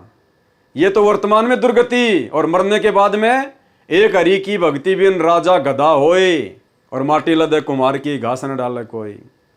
और हमारे गुरुदेव भगवान ने, सतगुरु रामपाल जी परमेश्वर जी ने सन 1392 में तैमूर लंग को 7 पीढ़ी का राज दिया, 7 पीढ़ी का। 400 साढ़े 400 साल तक कोई हिला भी नहीं पाया, माई का लाल है। तो सतगुरु जो देता है वो अटल होता है, सदा के लिए होता है, जब तक उसकी सीमा परमात्मा निर्धारित कर देते हैं। तो भाई और बहनों, ये बांग्लादेश का जो एग्जाम्पल है, ये आप और हमारे लिए बहुत बड़ी शिक्षा है। देखो वो कितने ऐशो आराम करती थी, कितने उसके नौकर चाकर थे, कितना उसका मान सम्मान था, और 1 सेकंड में सब कुछ छिन गया। 1 सेकंड में, यानी आम व्यक्ति से भी नीचे की श्रेणी में आके खड़ी हो गई, आम व्यक्ति से भी नीचे की श्रेणी में। तो क्या ऐसे राज आप करना चाहोगे क्या, जिसका कोई भरोसा नहीं, कब हाथ से निकल जाए, कब हमारी दुर्गति हो जाए? तो भाई और बहनों, हमें तो सतगुरु ने सतलोक का राज करवाना है, अटल राज। कोई छीन नहीं सकता, कोई डर नहीं, कोई भय नहीं, वहां कोई आर्मी नहीं, वहां कोई पुलिस नहीं, कोई लफड़ा नहीं, कोई आंदोलन नहीं, जनता का कोई विद्रोह नहीं, कुछ नहीं। वो अटल राज परमात्मा हमें प्रदान करवाने के लिए, भक्ति देकर सतलोक ले जाने के लिए आए हैं। तो हमारी लगन तो वहां लगनी चाहिए। इस गंदे लोक में तो हमारी आंखों के सामने आए दिन ऐसे ऐसे एग्जाम्पल घटित हो रहे हैं। साल भर पहले अपने अफगानिस्तान में देखा, वहां का राष्ट्रपति हामिद देश छोड़ के भाग गया, ये बांग्लादेश वाली भाग गई। और आने वाले समय में यही होगा, हर देश में यही होगा, भारत में हर जगह यही होगा। ये राजनेता गद्दी छोड़ छोड़ भगेंगे, ऐसी परिस्थितियां उत्पन्न हो जाएंगी। तब दुनिया जानेगी इन सतगुरु को कि भगवान कौन है, परमात्मा कौन है। तब इस देश को बचाने के लिए इस सतगुरु के चरणों में पढ़कर, विनती करके, कंधों पर बैठा कर लोग इस आर जेल से बाहर लेके आएंगे। तब दुनिया को पता चलेगा कि हाँ, परमात्मा कौन है, परमेश्वर कौन है, सर्वशक्तिमान शक्ति कौन है। जिस कल की भगवान के आए दिन वीडियो यूट्यूब पर डलते हैं, वो प्रकट हो चुका है, वो अपना कार्य कर रहा है, लेकिन जानता कोई नहीं। ये है वो कल की भगवान। कल की यानी कलयुग का भगवान। वो कल की अलग है, वो विष्णु का अवतार अलग है। कल की यानी कलयुग का भगवान, ये है वो परमात्मा। तो क्या कह रहे हैं परमात्मा? भारतवर्ष की राजधानी दिल्ली के तख्त अर्थात गद्दी सिंहासन पर बैठेगा। उसके सिर पर पुराने राजा महाराजाओं की तरह छत्र फिरेगा, अर्थात छत्र से शोभा की जाएगी। मैयल अर्थात माहिर अर्थात राजकाज में निपुण, राजबाला अर्थात राजा बनने वाले व्यक्ति को सतगुरु दिखाएगा। यह गुप्त खेल संकेत से कहा है। उस महापुरुष के प्रकट होने के पश्चात, उस सतगुरु के प्रकट होने के पश्चात, कौन से सतगुरु के प्रकट होने के पश्चात? जिसके विषय में गरीबदास जी कह रहे हैं सतगुरु दिल्ली मंडल आईसी, सतगुरु रामपाल जी परमेश्वर जी के प्रकट होने के पश्चात सब फोकट अर्थात व्यर्थ फैन अर्थात महिमा किसी अन्य की बताई है, वह भंजन यानी समाप्त हो जाएगी। ये आपके मोदी मादी, अमित शाह वगैरह, ये राजनीतिक पार्टी वाले नेता, इन सब की महिमा खाक में मिल जाएगी, समाप्त हो जाएगी। केवल यही परमात्मा एकमात्र रहेगा। वाणी आवेगा दक्खन से दीवाना, काबुल का काल किलकिलियम गल है तुर्काना। यह भविष्यवाणी है। ये क्या है? भविष्यवाणी बताई परमात्मा ने ये। और परमात्मा की भविष्यवाणी तो भाई और बहनों कभी फैल हो ही नहीं सकती। सात वचन पलटे नहीं, चाहे पलट जाए ब्रह्मांड। तो गरीबदास जी ने भविष्यवाणी बता दी तीसरे विश्व युद्ध की शुरुआत कहां से होगी और कैसे जितने भी मुस्लिम देश हैं वो आपस में लड़ झगड़ कर कट कट कर मरेंगे आने वाले समय में। ये अटल भविष्यवाणी है। ये किसी नास्त्र दमस की भविष्यवाणी नहीं है, बाबा वेंगा की भविष्यवाणी नहीं है जो फैल हो जाएगी। ये सर्व सृष्टि के रचनहार गरीबदास जी महाराज जी, जो कि स्वयं कबीर परमात्मा थे, या कह लीजिए स्वयं सतगुरु रामपाल जी भगवान जो 300 साल पहले गरीबदास जी के रूप में आए थे, ये उस पूर्ण परमेश्वर की भविष्यवाणी है, अल्लाह अकबर की भविष्यवाणी है। आवेगा दक्खन से दीवाना, काबुल का काल किलकिलियम गल है तुर्काना। यह भविष्यवाणी है।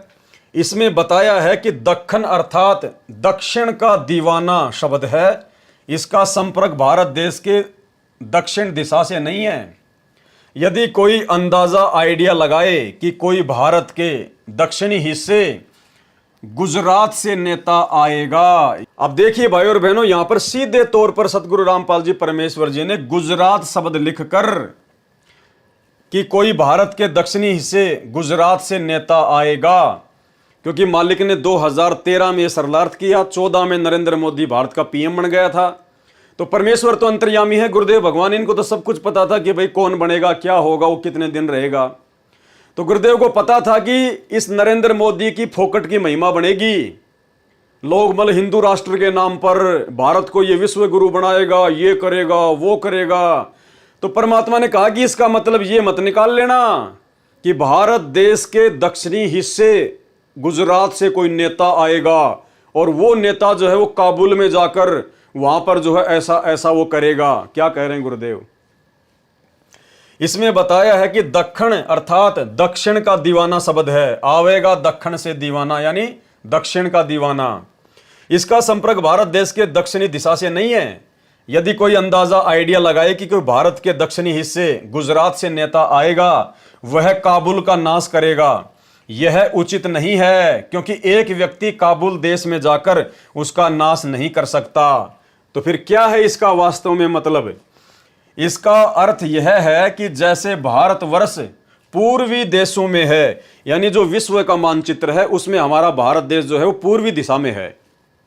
इसका अर्थ यह है कि जैसे भारत देश पूर्वी देशों में है तथा अमेरिका, इंग्लैंड आदि पश्चिमी देशों में है, इसी प्रकार कुछ उत्तरी देश हैं, कुछ दक्षिणी देश हैं।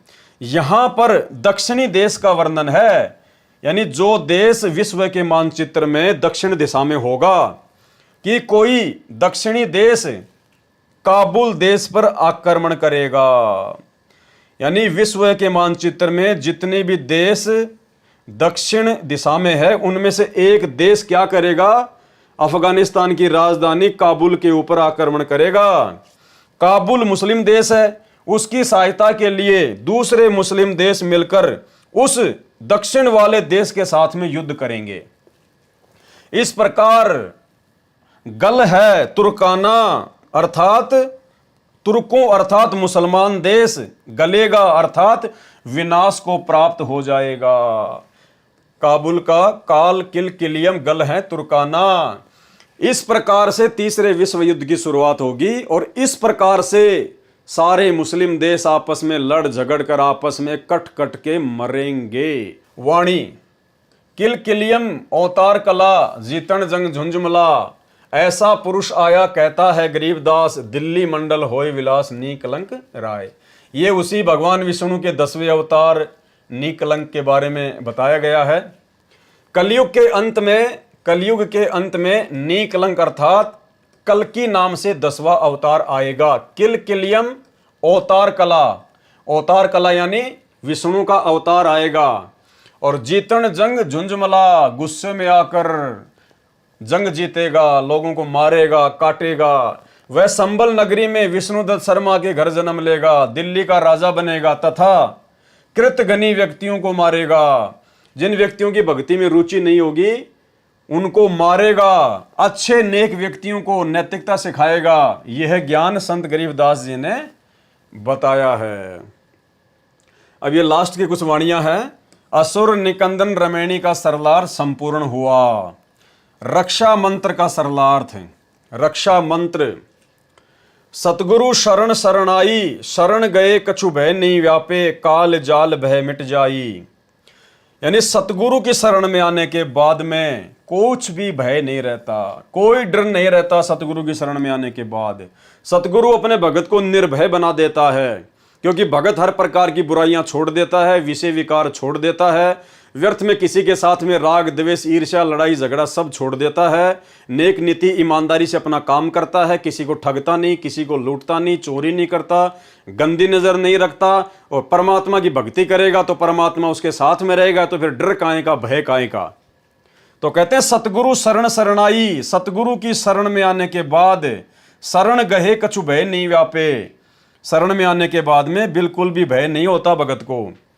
ना तो जन्म और मृत्यु का भय होता, ना इस काल का भय होता, ना काल की किसी भी शक्ति भैरव भूत बेताल आदि से वो डरता है। काल जाल भय मिट जाही, काल का सारा षड्यंत्र जो है फैल हो जाएगा, मिट जाएगा। रोग शोग छल छिद्र न व्यापे, यानी भगत को किसी भी प्रकार का कोई रोग यानी रोग कोई बीमारी, और शोग यानी दुख, और छल छिद्र न व्यापे। छल छिद्र यानी भगत के साथ में कोई धोखाधड़ी करेगा तो वो धोखाधड़ी करने वाला ही नीचे गिर जाएगा, भगत पे कोई असर नहीं होगा, भगत को कोई नुकसान नहीं पहुंचा पाएगा। रोग शोग छल छिद्र न व्यापे, सन्मुख ना ठहराई, सामने भी नहीं टिकेगा बिल्कुल भी कोई भी छल छिद्र वगैरह किसी का। और जहर अग्नि तन निकट न आवे, और यदि भगत को कोई जहर देकर मारना चाहे, यदि आग में डालकर मारना चाहे, यानी भगत के निकट भी ये अग्नि और जहर नहीं आएंगे। परमात्मा कहते हैं कहे कबीर शरण गए मेरी, हो रक्षा जल थल की। यानी भगत को ये जहर और अग्नि बिल्कुल भी नुकसान नहीं पहुंचा सकती। जैसे मीराबाई के ऊपर जहर का असर नहीं हुआ और जो भगत था प्रहलाद उसके ऊपर आग का कोई असर नहीं हुआ। दूरी जात रंगाई, दूर भाग जाएंगे सारे। वीर बेताल बाण ना लागे, वीर बेताल यानी जो काल की जो शक्तियां हैं, वीर और बेताल भैरव भूत, कहते हैं इनका किसी भी प्रकार का कोई भी बाण भगत के ऊपर नहीं लगेगा। जम के कोट ढहाई, काल का जो किला है वो ढह जाएगा।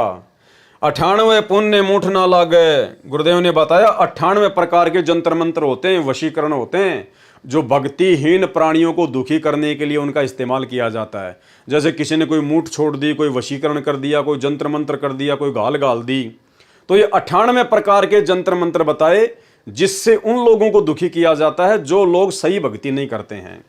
तो कहते हैं भगत के ऊपर उनका कोई असर नहीं होगा। 98 पुण्य मूठ ना लागे, उल्ट ताही दरखाई, जो इस प्रकार की गंदी हरकत भगत के साथ में करेगा, कहते हैं वापस उसी के ऊपर उनका असर हो जाएगा। बैर करे सोए दुख पावे, अगर हमारे भगत के साथ में कोई बैर करेगा, कोई राग द्वेष ईर्ष्या करेगा, तो कहते हैं वो दुखी होगा, परेशान होगा, और सुरती शब्द मिल जाई, और भगत की जो सुरती है वो नाम में, शब्द में जो है वो लग जाएगी। भगत निरंतर भक्ति करके आगे बढ़ेगा। कहे कबीर हम जम दम पे लिया, कबीर परमात्मा कह रहे हैं कि हम जम दम पे लिया। जम यानी काल और दल यानी उसके 14 करोड़ यमदूत। कहते हमने सबको मार भगाया, पेल्या यानी मार भगाया। कहे कबीर हम जम दम पेल्या, सतगुरु लाख दुहाई। गरीबदास जी कह रहे हैं कि ये सतगुरु साक्षी है इस बात का, ये सच है। सरलार्थ, यह शब्द परमेश्वर कबीर जी का है। इसको असुर निकंदन रमैनी के साथ पढ़ते हैं। इसमें कहा है कि सतगुरु की शरण ग्रहण करने के पश्चात कुछ भी डर नहीं रहता। सतगुरु शरण शरण आई और शरण गए कछु भय नहीं व्यापे। यहां तक कि काल के जाल तथा काल के षड्यंत्र का भी भय नहीं रहता। काल जाल भय मिट जाही, रोग शोग छल छिद्र न व्यापे, सन्मुख न ठहराई। रोग तथा शोग, दुख व कोई छल छिद्र अर्थात जंत्र मंत्र नहीं लगेगा, वह सन्मुख नहीं ठहरता। जहर अग्नि तन निकट न आवे, दूरी जात रंगाई। जहर तथा अग्नि भगत के शरीर के निकट नहीं आती, अपितु तुरंत दूर चली जाती है। यानी आप और हमारे ऊपर जब कोई ऐसी विशेष आपत्ति आनी होगी, हमारे किसी पूर्व जन्म के संस्कार की या काल के द्वारा हमारे को भक्ति से डगमग करने के लिए, तो परमात्मा कहते हैं आप तो केवल अपनी मर्यादा में रह के भक्ति करो, बाकी काम परमात्मा का है। कुछ भी आपके निकट नहीं आने देगा परमात्मा। डरने और घबराने की जरूरत नहीं है। वीर बेताल बाण ना लागे, यम के कोट ढहाई। वीर बेताल नाम के प्रेत प्रमुखों का कोई बाण अर्थात आक्रमण प्रभाव नहीं करेगा, अपितु यमराज का किला अर्थात चक्कर भी ढह जाएगा। जम के कोट ढहाई, समाप्त हो जाएगा। 98 पुण्य मूठ ना लागे, उल्ट तही दरखाई। 98 प्रकार की मूठ मंत्र अर्थात पाखंड पूजा है, जिनके द्वारा भक्तिहीन प्राणियों को मंत्र से कष्ट दिया जाता है। वे सतगुरु के भगत पर असर नहीं करते, उल्टे उसी को हानि करते हैं जो भगत के ऊपर मंत्र छोड़ता है। बैर करे सोए दुख पावे, सुरती शब्द मिल जाई। जो भगत से बैर करेगा वह दुख पावेगा। भगत की तो भक्ति और बढ़ेगी, उसकी सुरती नाम मंत्र में लीन होकर मोक्ष प्राप्त करेगा। और कहे कबीर हम जमदम पे लिया, सतगुरु लाख दुहाई। परमेश्वर कबीर जी ने कहा है कि हम ही भगत की रक्षा करते हैं। और जम दल अर्थात जम दूतों का समूह है, जो 14 करोड़ का झुंड है। पेल्या अर्थात भगा दिया। सतगुरु की शरण में कोई कष्ट नहीं रहता। सतगुरु को लाख लाख दुहाई अर्थात बधाई है, जिन्होंने हमें ऐसा अनमोल ज्ञान और ऐसी भक्ति देकर हमारे जीवन को धन्य कर दिया है। तो भाई और बहनों, असुर निकंदन रमैनी का सरलार्थ गुरुदेव भगवान के आशीर्वाद से कंप्लीट हुआ। गुरुदेव भगवान का हम अनंत कोटि दंडवत धन्यवाद करते हैं कि परमेश्वर जी ने जो सेवा अपने तुच्छ छोटे से मंदबुद्धि दास को बख्शी, परमेश्वर ने अपने आशीर्वाद से अपने संरक्षण में उसको कंप्लीट करवाया।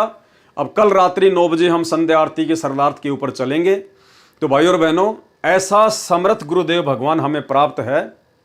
और ये तमाम असुर निकंदन रमैनी का जो सरलार्थ है, इस सरलार्थ का केवल एक ही निष्कर्ष निकलता है कि 21 ब्रह्मांड केवल गुरुदेव भगवान सतगुरु रामपाल जी ने, कबीर परमात्मा ने इस काल को राज करने के लिए दिया हुआ है। ये धर्मराय, ये काल, ये ज्योति निरंजन सतगुरु का नौकर है, उसके दरबार का चेला है, मजदूर है। इसको केवल एक ड्यूटी दी गई है। ये 21 ब्रह्मांड सतलोक की जेल है और ये काल यहाँ का जेलर है। जो सतलोक में गलती करता है उस आत्मा को नीचे पटक दिया जाता है जेल में। तो ये केवल जेलर है, बहुत छोटी शक्ति है। और आज हमें सतलोक का राजा कबीर परमात्मा सतगुरु रूप में आकर मिल गया है। तो अब हमने इस जेलर से डरने की जरूरत नहीं है, घबराने की जरूरत नहीं है। हाँ, अगर सतगुरु की मर्यादा तोड़कर अगर कुछ ऐसी वैसी हरकत करेंगे तो भाई ये पकड़ के ले जाएगा अपनी जेल में। फिर सतगुरु का और इसका एग्रीमेंट है, फिर सतगुरु कोई बीच बचाव नहीं करेगा। तो भाई और बहनों, बहुत सारे भाई बहन कह रहे थे कि भाई आप लोग इतनी बड़ी बड़ी बातें करते हो, हमारे गुरुजी ऐसा कर देंगे, ऐसा कर सकते हैं, आने वाले समय में हमारे गुरुजी सब कुछ करेंगे और सारे भगवान फेल हो जाएंगे, कोई कुछ नहीं कर पाएगा। तो भाई तुम्हारे गुरुजी वर्तमान में जो देश विदेश में परिस्थितियां बिगड़ रही हैं उनको सेट क्यों नहीं कर देते, लड़ाई झगड़ों को रोक क्यों नहीं देते, रसिया और यूक्रेन के युद्ध को क्यों नहीं समाप्त कर देते, ईरान और अमेरिका के बीच में कैसे भयंकर खींचातानी हो रही है, तुम्हारे गुरुजी शांत क्यों नहीं कर देते, बांग्लादेश में ऐसा विद्रोह हो रहा है, इतने लोग मारे जा रहे हैं, आए दिन ये बड़े बड़े जो है ये ट्रेन हादसे हो रहे हैं और लोग मर रहे हैं आए दिन, तुम्हारे गुरुजी क्यों नहीं बचा देते अगर भगवान है तो? भाई सबसे पहले तो आप सतगुरु रामपाल जी परमेश्वर जी के सत्संग सुनना शुरू कीजिए, क्योंकि परमात्मा का एक विधान, एक संविधान है जिससे आप लोग बिल्कुल अपरिचित हो। परमात्मा है तो इसका मतलब ये नहीं कि सब कुछ उल्टा सीधा कर देगा, वो कर सकता है, वो समर्थ है, लेकिन उसके भी कुछ नियम हैं, कुछ कायदे हैं भाई, जिसके कारण ये सृष्टि चलायमान है, ये ब्रह्मांड चल रहे हैं। तो सबसे पहले तो आप संत रामपाल जी के सत्संग सुनना शुरू करें और सत्संगों में सृष्टि रचना को सुने। उसके बाद में अगर आपके बात समझ में आ जाए, फिर आप सतगुरु रामपाल जी भगवान की शरण में आओ, उनसे उपदेश लो, संकल्प दीक्षा लो या नाम उपदेश लो, जैसा भी आपको समझ में आए। और फिर जो मर्यादा सतगुरु रामपाल जी भगवान बताते हैं, जो भक्ति बताते हैं, उस भक्ति को उनकी मर्यादा में रहकर करो।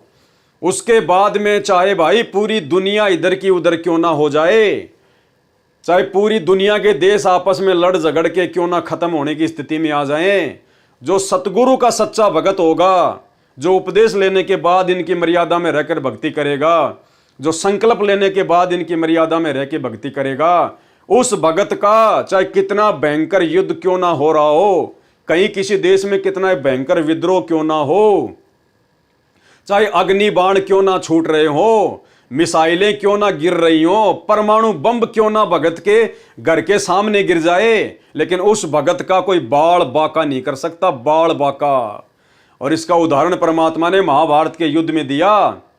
अग्नि बाण चल रहे थे, अस्त्र शस्त्र भयंकर, 18 करोड़ सेना आमने सामने, बड़े बड़े योद्धा कट कट के मर गए, जिनके आज नाम लिए जाते हैं। और टटीरी पक्षी के अंडों की परमात्मा ने इंद्र के हाथी का घंटा तोड़ के रक्षा कर दी, कोई बाल बाका नहीं कर पाया। पूरी 18 करोड़ सेना मर गई कट कट के, लेकिन वो 5 अंडे जो बताते हैं गुरुदेव भगवान, उन पे आंच भी नहीं आने दी परमात्मा ने। तो इसी प्रकार जो सतगुरु की शरण में आ जाएगा, सतगुरु रामपाल जी से विधिवत नाम दीक्षा ले लेगा, उनकी शरण में आकर मर्यादा में रहकर भक्ति करेगा, तो भाई आपके घर के सामने चाहे युद्ध क्यों ना हो, अग्निबाण क्यों ना गिरे, मिसाइल क्यों ना गिरे, परमाणु बम क्यों ना गिरे, भगत का बाल बाका नहीं हो सकता। चाहे अकाल पड़े, चाहे भूकंप आए, चाहे बाढ़ आए, चाहे दुनिया डूब जाए, भगत को परमात्मा ऐसे अपने हाथों पर रखेगा। एक समय गुरुदेव भगवान ने सत्संग में बताया कि काल ने कहा परमात्मा से कि धर अंबर सब जाएंगे और विनसेंगे कैलाश, और एकम एका होएगा। एकम एके का मतलब होता है सब कुछ तैस नैस हो जाना। तब कहां रहेंगे तेरे दास? क्या कहा काल ने कि धर अंबर सब जाएंगे और विनसेंगे कैलाश, और एकम एका होएगा, तब कहां रहेंगे तेरे दास? तब आपके ये भगत, आपके ये शिष्य और शिष्याएं, ये उस समय कहां जाएंगी, कहां रहेंगी, कौन इनकी रक्षा करेगा जब मैं अपने किस ब्रह्मांड में सब कुछ तहस नहस करूंगा? तो गुरुदेव भगवान ने कहा कि धर अंबर सब जान दे और विनसन दे कैलाश, और एकम एका होण दे, मेरे आश्रय रहेंगे मेरे दास। जैसे पानी के ऊपर नौका चलती है, ऐसे मेरे भगत उन विकट परिस्थितियों में मेरी पलकों पे रहेंगे, मेरे हाथों के ऊपर रहेंगे, जैसे जहाज पानी के ऊपर रहती है। चाहे कितनी इलोरे मरती रहें, जहाज का कुछ नहीं बिगड़ता। परमात्मा से पूछा किसी ने कि धर अंबर सब जावेंगे और विनसेंगे कैलाश, एकम एका होएगा, तब कहां रहे तेरे दास? धरती अंबर जान दे और विनसन दे कैलाश, एकम एका होण दे, मेरे आश्रय रहे मेरे दास। कि मेरे भक्त मेरे द्वारा बताई गई इस विधि और इस धर्म पुण्य के जहाज में बैठ के और ऐसे रहेंगे जैसे नौका जल के ऊपर रहा करती है। ये धर्म के कारण ये विनाश में नहीं आएंगे, चाहे तीनों लोकों का भी नाश बेशक हो जाए। तो भाई और बहनों, ऐसा समर्थ सतगुरु भगवान आज हमें प्राप्त है। और भाई और बहनों, इस बात को हम कोई अहंकार में आकर नहीं कह रहे, ना हमें कोई घमंड है, क्योंकि घमंडी और अहंकारी वो होता है जिसको ज्ञान नहीं होता, आध्यात्मिक ज्ञान नहीं होता। बल्कि हमें फक्र है कि समर्थ सतगुरु की हम शरण में हैं, और आने वाले समय में देश विदेश सहित भारत में भी तांडव मचेगा। भविष्यवाणियां तो आप सबको पता ही है, नास्ट्राडामस की, बाबा वेंगा की या अन्य लोगों की। वो 2028 तक या उसके कुछ समय बाद सब कुछ ऐसा ही होगा। और उस समय ये दुनिया देखेगी कि वास्तव में संत रामपाल जी के भगत, जो संत रामपाल जी की मर्यादा में रह के भक्ति करता है, उनको तो आंच भी नहीं आई किसी भी प्रकार की। दुनिया भूख से मर रही है, लेकिन उनके भक्तों के घरों में रोजाना हलवा बन रहा है। दुनिया दौड़ रही है, चीख रही है, पुकार रही है, सामान छोड़ छोड़ के, मकान छोड़ छोड़ के भाग रही है, लेकिन संत रामपाल जी के भगत तो हाथ में माला लेके बैठ के अपना ध्यान लगा के अपनी भक्ति कर रहे हैं। इन लोगों को कोई डर ही नहीं है, कोई भय नहीं है। कौन से लोग से आए ये लोग, क्या खाते हैं ये लोग, क्या करते हैं? भैया कुछ भी खाते हैं, कुछ भी पीते हैं, लेकिन अपने भगवान की भक्ति करते हैं। समर्थ सतगुरु की शरण में हैं, जाके अर्ध रोम पर सकल पसारा, ऐसा पूर्ण ब्रह्म हमारा। जिस सतगुरु रामपाल जी परमेश्वर जी के शरीर के आधे बाल के बराबर भी ये तुम्हारी पृथ्वी, पाताल, स्वर्ग, 14 लोक, 7 खंड, 9 दीप, काल का लोक, पूरे 21 ब्रह्मांड, 7 संग ब्रह्मांड, पूरी सृष्टि भी नहीं है। इतना विस्तार है इस सतगुरु का। गभी ख्याल विशाल सतगुरु, अचल दिगंबर थीर है। और भक्ति हेत अन्य कायाधर आए, ये अवगत सत्य कबीर हैं। तो भाई हमें ना तो किसी प्रकार का भय है, क्योंकि परमेश्वर की भक्ति तो भगत को निर्भय बनाती है। और भाई डरेंगे वो, मरेंगे वो, इधर उधर भागने का प्रयास वो करेंगे, हार्ट अटैक उनके आएगा, हैं भीड़ में नीचे कुचल कुचल के वो मरेंगे, वो दबेंगे, वो दुखी, वो परेशान होंगे, जो इस सतगुरु की शरण में नहीं आएंगे। तो भाई विनती है, प्रार्थना है, दुनिया में चाहे कुछ भी हो और कुछ भी ना हो, ये दुनिया तो ऐसे मरती आई है, मरती रहेगी। अगर आपको अपनी सुरक्षा चाहिए, अपने परिवार की सुरक्षा चाहिए, तो संत रामपाल जी के शरण में आ जाओ। फिर चाहे बांग्लादेश हो, चाहे यूक्रेन हो, चाहे रसिया हो, चाहे ईरान हो, चाहे अमेरिका हो, चाहे काबुल हो, चाहे कुछ भी हो, आने वाले समय में जो होगा आप लोगों का बाढ़ बाका नहीं होगा, अगर विश्वास के साथ मर्यादा में रह के भक्ति करोगे तो भाई और बहनों, आज के वीडियो में केवल इतना ही। और गुरुदेव भगवान का बारंबार हम धन्यवाद करें कि परमेश्वर ने हमारे ऊपर, अरबों खरबों की जनसंख्या है इस दुनिया में, लेकिन आप और हमारे ऊपर गुरुदेव ने अपनी शरण में लेने की रजा तो बख्शी सो बख्शी। उनका अध्यात्म ज्ञान हमें जिस कदर समझ में आ गया है, साध संगत से जुड़े हुए भाई बहनों को, ये गुरुदेव भगवान की आप और हमारे ऊपर एक विशेष रजा है, एक विशेष विट्टो पावर है परमात्मा की। ये सतलोक आश्रम मैनेजमेंट हरियाणा से जुड़े हुए भाई बहनों को प्राप्त नहीं है। इसलिए भाई और बहनों, ये मौका दोबारा नहीं मिलेगा, बार बार नहीं मिलेगा। आप पूर्णतया अपने गुरुदेव भगवान पर आश्रित हो जाओ, पूर्णतया अपने गुरुदेव भगवान पर दृढ़ विश्वास कर लो। दुनिया मरे, जले, कटे, दौड़े, भागे, कुछ भी कहे, कहने दो, दुनिया का काम है, वो ऐसे कहती आई है। दुनिया को आगे पीछे का ज्ञान नहीं है, आगे पीछे का ज्ञान केवल गुरुदेव ने आप और हमारे को दिया है। क्योंकि परमात्मा कहते हैं, अगम निगम को खोज ले, बुद्धि विवेक विचार, और उदय अस्त का राज मिले, तो बिन नाम बेगार। तो गुरुदेव भगवान ने सारी की सारी मेहर, सारी की सारी रजा आप और हम सत्सेवकों के ऊपर जबरदस्त तरीके से लुटा दी है भाई और बहनों। तो अब हमने भी गुरुदेव भगवान की इस रजा का भरपूर लाभ उठाना है। इस राम नाम की लूट को जितना लूट सकें उतना लूट लें, बाद में मौका नहीं मिलेगा। फाइनल स्टेज है, सारी प्रोसीजर पार करके आ चुके हैं हम। तो भाई और बहनों, अब आगे मौका नहीं मिलेगा अगर पैर फिसल गया तो आज के वीडियो में केवल इतना ही। गुरुदेव भगवान से आशीर्वाद प्राप्त करते हैं, आज्ञा लेते हैं। कल रात्रि 9 बजे संध्या आरती से हम शुरुआत करेंगे। बंदी छोड़ सतगुरु रामपाल जी भगवान की जय हो।